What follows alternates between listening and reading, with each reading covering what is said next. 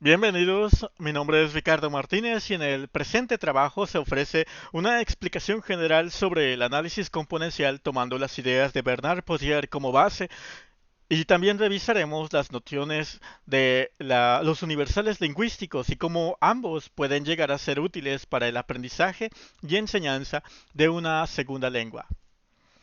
En primera instancia debemos aclarar lo que significa el análisis componencial de significado. Como estamos hablando de significado, es tema de estudio de la semántica, especialmente de la perspectiva estructuralista.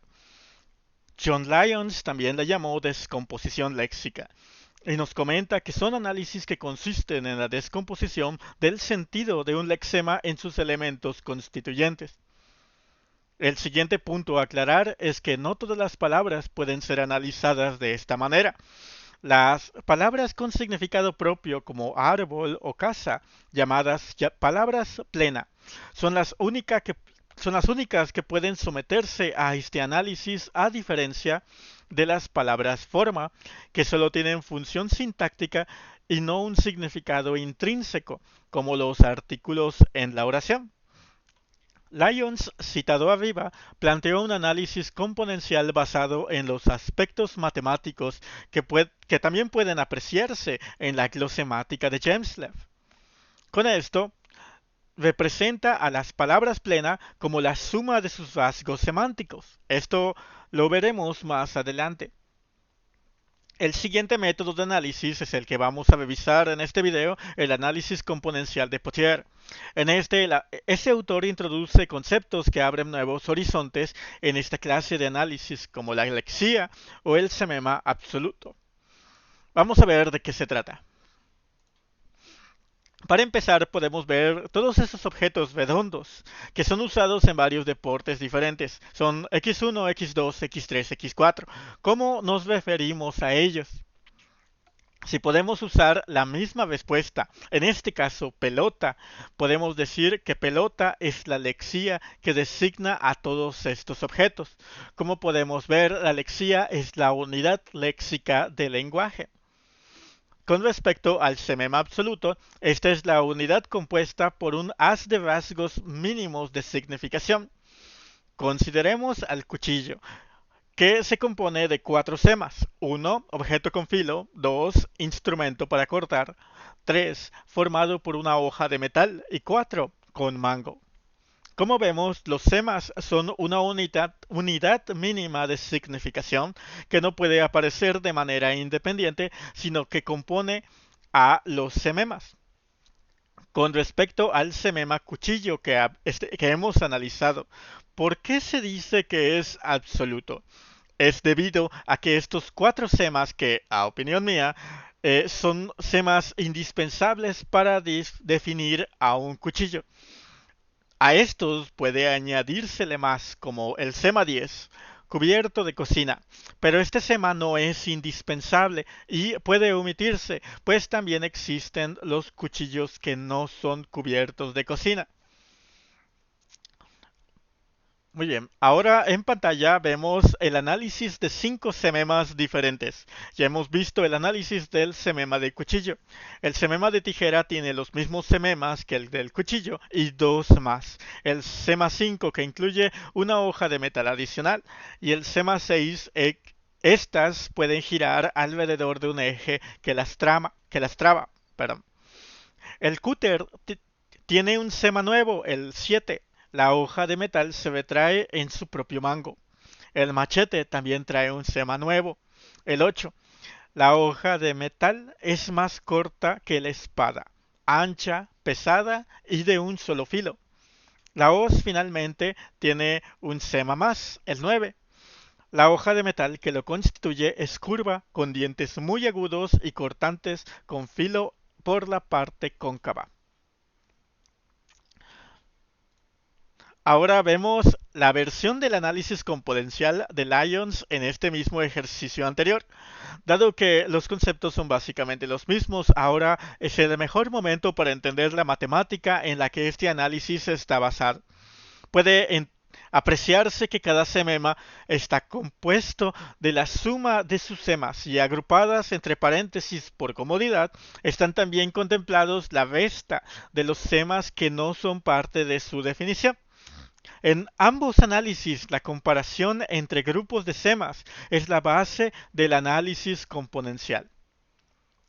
Finalmente, usemos lo que podemos apreciar de las ecuaciones de Lyons para introducir unos conceptos más de Pottier.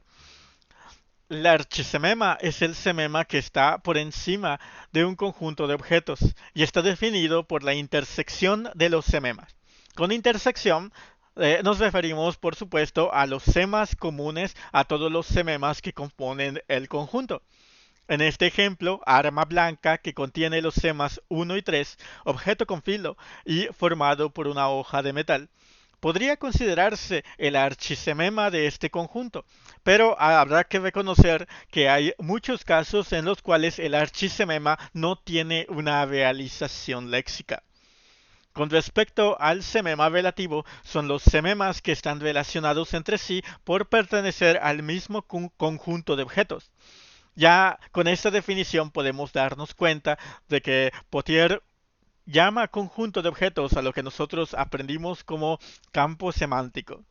Entonces, el cuchillo, la tijera, el cúter, el machete y la hoz son miembros de este campo semántico de armas blancas. Ahora abordaremos el tema de los universales lingüísticos. Estas son propiedades compartidas por todas las lenguas.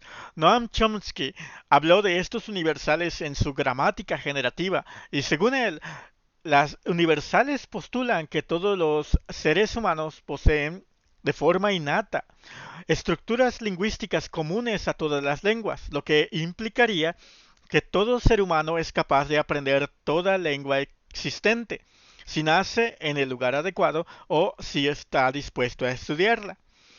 Los ejemplos muestran elementos de varios niveles de la lingüística. Toda lengua tiene vocales y consonantes del nivel fonológico, tiene verbos, sustantivos, adjetivos del nivel morfológico, tiene enunciados afirmativos y negativos del nivel sintáctico, etc. Dentro de estos universales lingüísticos, varios lingüistas opinan que tenemos ejemplos de estos en el nivel semántico, el conjunto de primitivas semánticas, que es universal en todas las lenguas. Con primitivas semánticas se entiende que son las palabras plenas que no se derivan de otras palabras.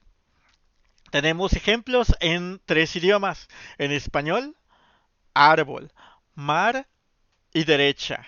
En inglés, tree, sea and right.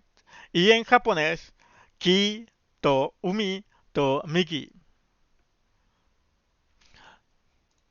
Tanto los distintos métodos de análisis componencial vistos en esta presentación como las nociones que hemos visto de los universales lingüísticos pueden resultar muy útiles en la enseñanza y el aprendizaje de lenguas extranjeras.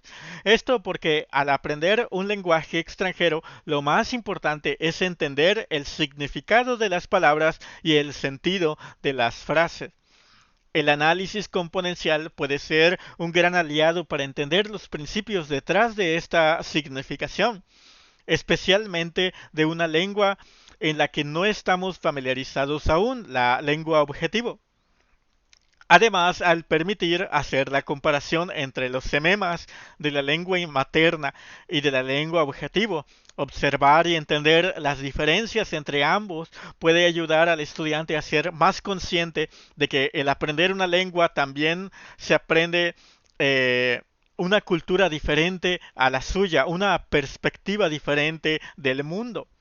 Esta comparación, por supuesto, solo sería posible si las unidades de significado fueran universales, tal como hemos comentado antes con las primitivas semánticas.